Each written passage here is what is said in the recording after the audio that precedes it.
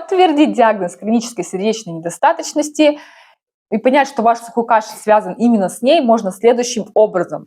Первое. Застой крови в легких виден на рентгеновских исследованиях. Это рентгенограмма или спиральная компьютерная томография. Там будет описаны следующие слова. Это может быть венозное полнокровие или полнокровие легких. Корни легких полнокровны или расширены. Либо это может быть уже выпотевание жидкости в отделы легких. Второе – это УЗИ сердца или эхокардиоскопия. То есть мы чисто с помощью УЗИ-аппарата смотрим на все структуры сердца. На сердечную мышцу, на клапаны, на то, сколько сердце выбрасывает крови в большой и малый круг кровообращения. И полностью ли оно освобождается, либо есть застой. Видим пороки, видим то, насколько сердце дряблое или оно еще в тонусе.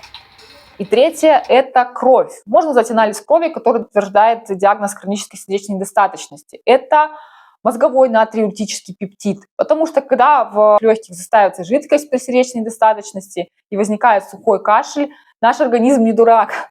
Он пытается с этой лишней жидкостью справиться как только может. И, соответственно, вырабатывается мозговой натриуретический пептид, который стимулирует диурез или мочеиспускание, чтобы лишнюю жидкость из организма, так сказать, максимально быстро и качественно вывести.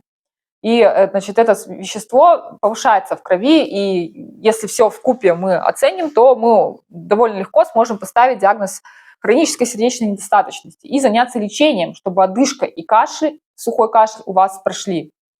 Для лечения хронической сердечной недостаточности и сухого кашля при хронической сердечной недостаточности используются диуретические препараты или мочегонные препараты. Они назначаются только вашим лечащим доктором, потому что они также имеют свои особенности и риски.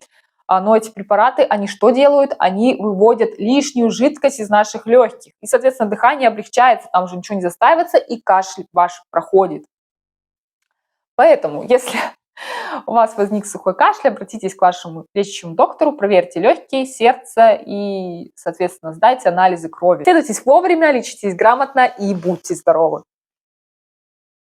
Подписывайтесь на канал и ставьте лайки. Дай вам Бог здоровья.